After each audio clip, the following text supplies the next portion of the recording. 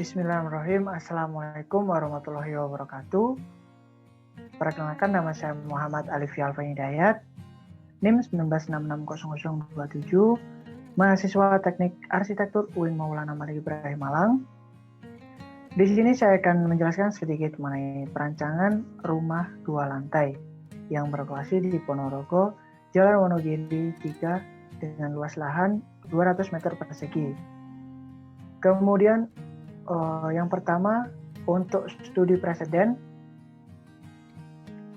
di sini saya mengambil studi presiden yaitu Insert House, yang dimana dirancang oleh Arsitek Delusion dengan area 210 meter persegi pada tahun 2016, yang berlokasi di Jati Bening, Pondok Gede, Bekasi.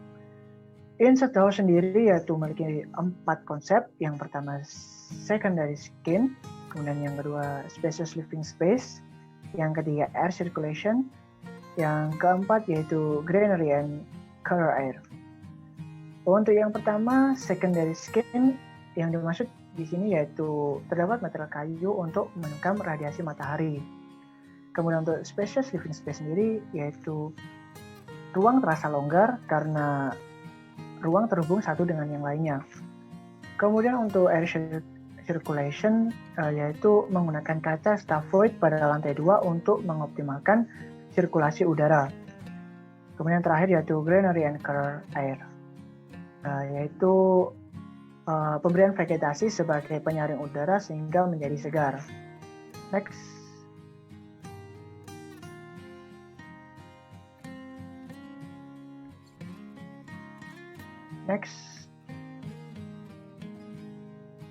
Kemudian untuk data tapak sendiri, di sini dimensinya yaitu dengan luas lahan 200 meter persegi. Untuk kebisingan dominan dari arah timur yang langsung terhubung dengan jalan atau aksesibilitas. Kemudian untuk iklim, dari data yang saya dapat yaitu iklim pada kondisi tapak hangat, kemudian suhu rata-rata 31 derajat, presipitasi yaitu 94%, kemudian kelembapan 72%, kemudian untuk curah hujan rendah. Kemudian untuk aksesibilitas sendiri yaitu dari arah utara, dari arah Wonopringgo, dan juga dari arah selatan yaitu Tribusono. Kemudian untuk arah angin dominan kencang dari arah barat dan juga selatan. Kemudian untuk kecepatan angin sendiri yaitu 6 km per jam. Pada kontur di sini memiliki level ketinggian yang tidak berbeda. Kemudian next. Kemudian untuk area sekitar memakai material lokal pada pagar pembatas bangunan. Masih banyak terdapat vegetasi liar. Kemudian untuk kelebihan tapak, di sini pada bagian barat masih asri, sunyi, lokasi dekat dengan jalan utama dan mudah diakses. Untuk kekurangan, tanah gembur karena bekas dengan persawahan. Kemudian untuk arah pencahayaan sedikit tertutup karena masih banyak vegetasi liar. Untuk batas-batas tapak sendiri, sebelah timur yaitu rumah warga, sebelah utara yaitu jalan, sebelah selatan yaitu lahan kosong, kemudian sebelah barat yaitu persawahan milik warga. Kemudian untuk vegetasi yang terdapat pada lokasi yaitu terdapat pohon talas, pohon palem, rumput liar, dan juga pohon ceri. Next. Kemudian pada tagline saya menerapkan tagline open space and bright, yang dimana atau yang berarti yaitu terbuka dan cerah. Nah, di sini ada 3 poin. Yang pertama ada terbuka, kemudian cerah, kemudian ada natural. Konsep lain sendiri yang bisa saya terapkan yaitu menciptakan rumah yang open space dan saling terkoneksi antar ruangnya. Untuk poin terbuka, Poin terbuka di sini yang dimaksud yaitu memberikan kesan luas dengan banyak bukaan pada lantai 1 dan lantai 2. Pada poin cerah atau yang dimaksud dengan cerah di sini menggunakan warna dominan putih, memaksimalkan pencahayaan pada tapak, menggunakan material yang mudah dibersihkan, memberikan kesan bersih pada interior dan eksterior. Kemudian untuk poin natural, nah di sini yang dimaksud yaitu memberi area lebih pada area terbuka hijau. Kemudian memaksimalkan potensi alam. Yang terakhir menciptakan kesan nyaman. Next. Kemudian untuk analisis fungsi primer, yang pertama yaitu tempat beristirahat, yang kedua tempat untuk beribadah, yang ketiga untuk tempat untuk berkumpul dengan keluarga, yang keempat yaitu membersihkan diri, dan yang terakhir yaitu tempat untuk berlindung. Kemudian untuk analisis fungsi sekunder yaitu tempat untuk berkebun, tempat untuk belajar, tempat untuk bermain, dan juga tempat untuk mengaji. Sedangkan analisis service di sini yaitu ada ruang cuci jemur, dapur, ruang tamu, ruang keluarga, kamar mandi, carport, dan juga kamar tidur. Next.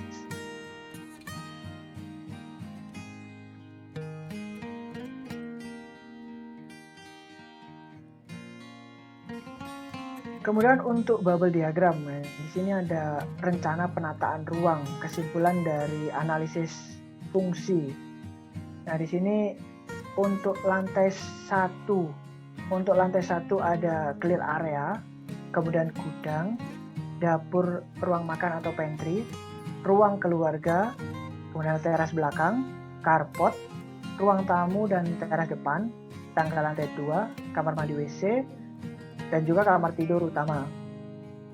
Kemudian untuk lantai 2 yaitu ada void, ruang cuci jemur, kemudian ada musola, ruang kerja, ruang keluarga, balkon belakang, kamar tidur anak 1, kamar tidur anak 2, balkon, tangga lantai 1, kamar mandi atau WC, kamar utama. Next. Nah, jadi kurang lebih dari bubble diagram tersebut mengeluarkan output seperti ini, seperti yang tertera pada block plan. Next.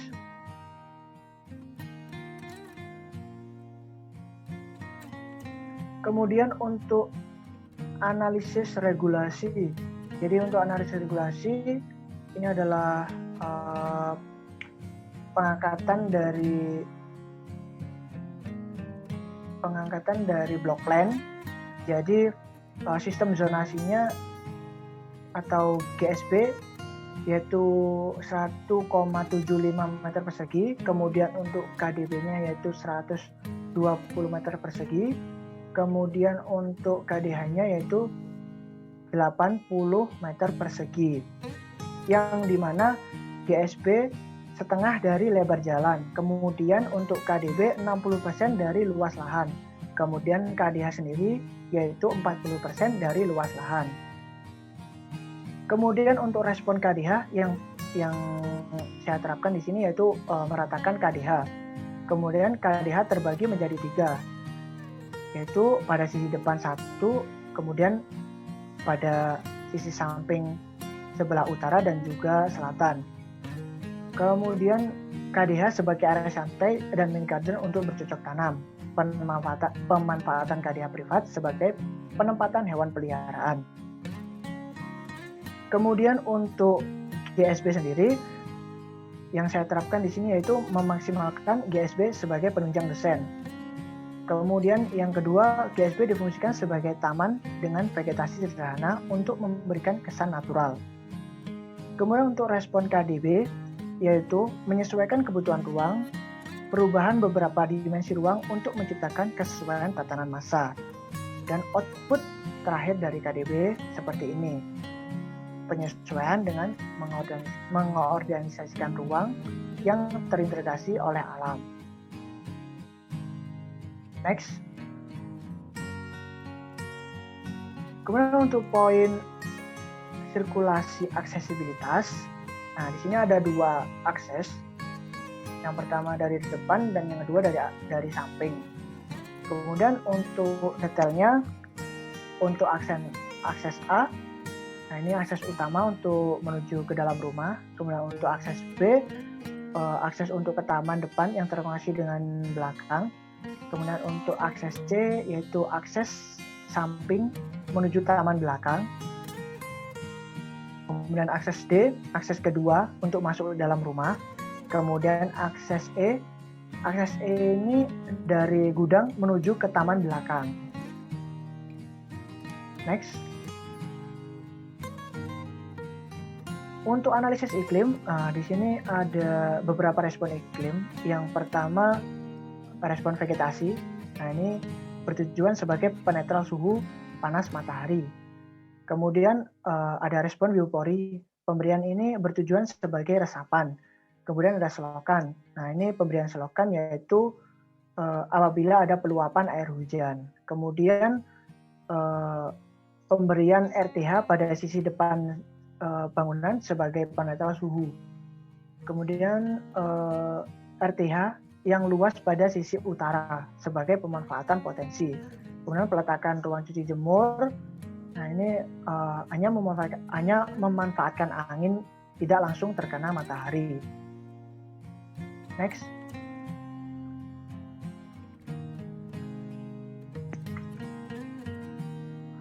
Dan selanjutnya yaitu analisis sensori. Nah, analisis sensori ini ada dua, yaitu kebisingan dan juga view. Kebisingan dominan dari arah timur yang berhadapan langsung dengan jalan utama. Ada beberapa respon. Yang pertama yaitu menempatkan bangunan menjorok agak ke dalam, jauh dari area atau sumber bising. Kemudian yang kedua yaitu memberikan pagar pada depan bangunan untuk meminimalisir kebisingan. Kemudian yang ketiga, taman depan berfungsi sebagai peredam suara. Kemudian respon yang terakhir menggunakan panel peredam suara. Kemudian untuk view sendiri, saya membuat balkon pada sisi depan dan belakang, yang dimana pada sisi belakang yaitu pemanfaatan view persawahan, yang dimana view ini masih asri dan juga sunyi. Yang terakhir yaitu pemanfaatan view pada taman belakang. Next.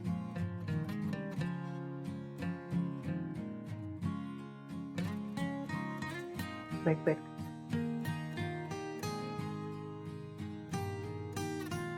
Untuk vegetasi, di sini ada beberapa respon vegetasi.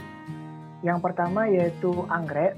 Nah, pemanfaatan anggrek di sini sebagai estetika pada taman. Kemudian yang kedua ada palem kuning. Palem kuning yang berfungsi sebagai pembersih udara.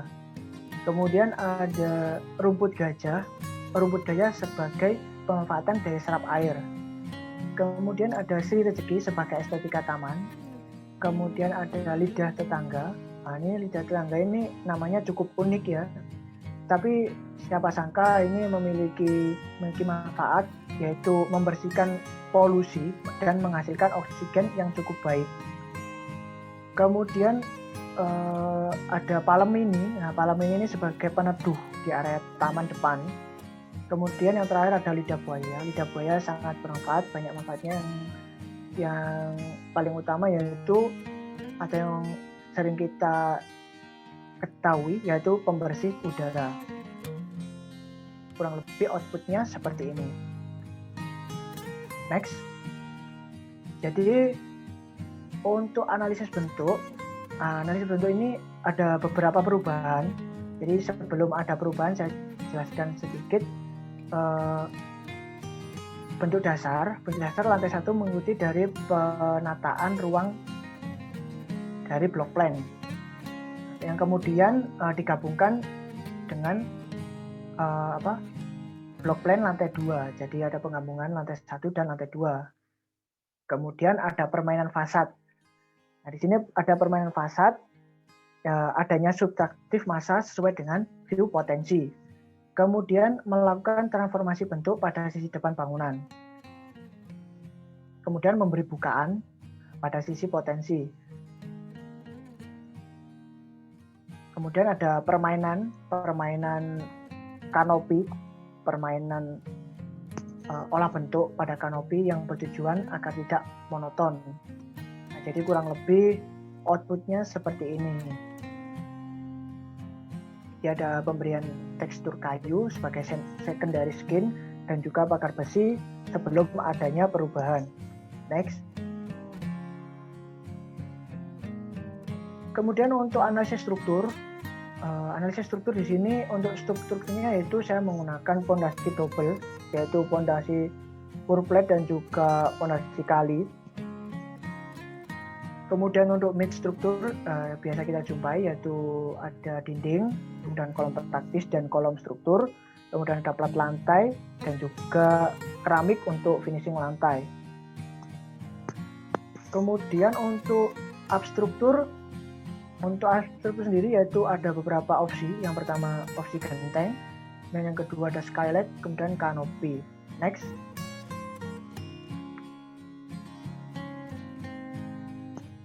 Nah, jadi setelah dari analisis saya bisa menyimpulkan ke konsep.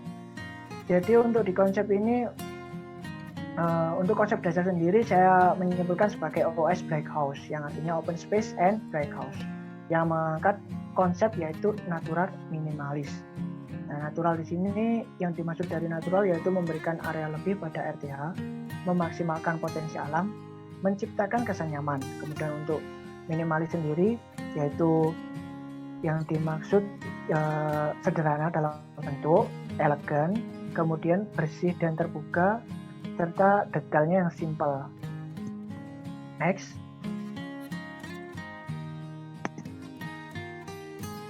Nah, untuk konsep tapak ada beberapa perubahan, sedikit perubahan. Jadi pada sisi sebelah barat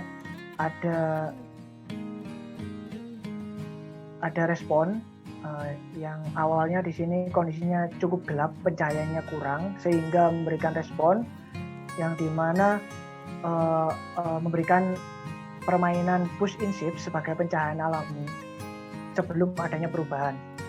Kemudian untuk bagian barat kurang lebih ada pemanfaatan RTH sebagai pencahayaan.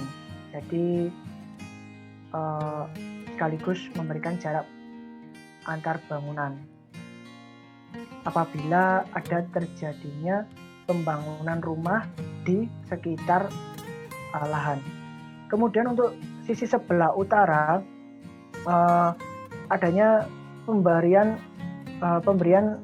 taman yang cukup luas sehingga bisa digunakan sebagai area bercocok tanam dan juga area pemanfaatan lainnya seperti acara-acara keluarga dan kegiatan-kegiatan lainnya.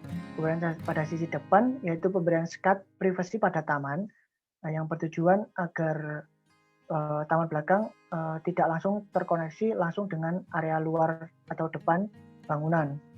Kemudian memberikan resapan air yang bertujuan untuk apabila terjadinya peluapan air. Jadi menanggulangi apabila adanya peluapan air. Kemudian pada sisi depan yaitu memberikan pintu geser kayu dan secondary skin dan pemberian vegetasi sebagai penghawaan udara segar.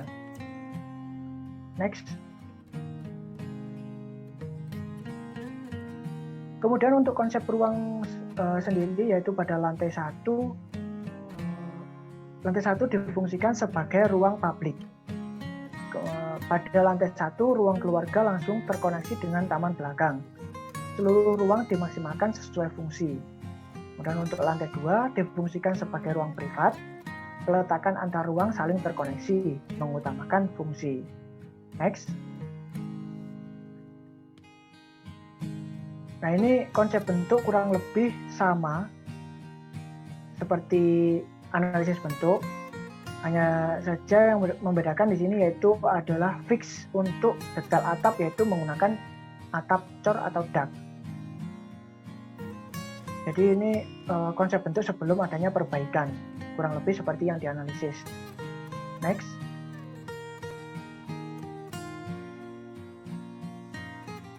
Untuk struktur kurang lebih juga sama, yang membedakan cuma untuk fixnya cuma di atap, yaitu menggunakan atap bedak dan cor dan beton.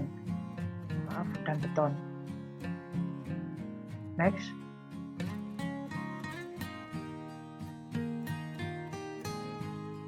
Nah, untuk konsep utilitas di sini yaitu untuk respon air bersih, yaitu ada dua, yaitu bisa dari PDAM atau sumur bor. Dan untuk respon air kotor, pembuangan dari pengolahan air kotor dari grey water ada dua opsi, bisa langsung dibuang ke selokan atau dibuang ke kolam ikan. Kemudian untuk air hujan di sini yaitu memberikan resapan pada setiap buangan dan memberikan tandon yang bertujuan apabila terjadinya mati air di lokasi tersebut, masih ada air yang tersimpan untuk digunakan sebagai pengguna. Kemudian untuk respon yang terakhir yaitu septic tank, yaitu memberikan pipa tambahan sebagai pengudaraan dan juga resapan. Next. Nah, ini untuk final konsep bentuk. Jadi kesimpulan dari analisis dan juga konsep bentuk, adanya perbaikan bentuk.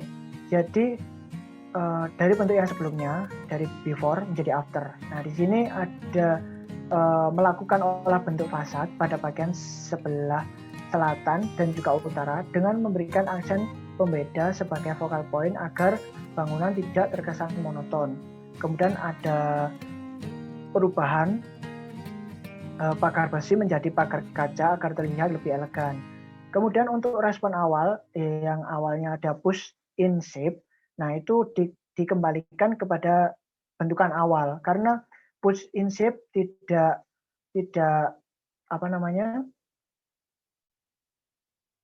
strategis atau lebih membuang-buang tempat. Di sini jadi dikembalikan. Dan untuk final responnya yaitu pencahayaan melalui atap skylight. Jadi ini lebih strategis, tidak membuang-buang banyak tempat. Nah, untuk focal point sendiri diletakkan pada sisi depan, pada sisi sebelah selatan tepatnya. Jadi kurang lebih output dari analisis dan juga konsep kurang lebih seperti ini, memunculkan bentukan seperti ini. Nah, untuk kesimpulan dari analisis, dari konsep, bisa dilihat dari gambar-gambar sebagai berikut.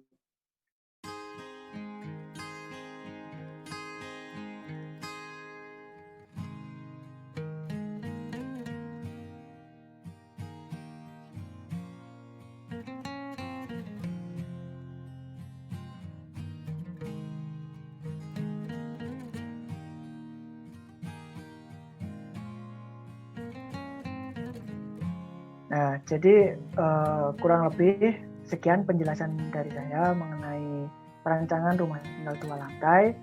Bila ada salah kata maupun ucapan ataupun penjelasan yang kurang jelas, saya mohon maaf yang sebesar-besarnya. Saya Muhammad Alifi Alwi-Hidayat, pamit undur diri. Wassalamualaikum warahmatullahi wabarakatuh.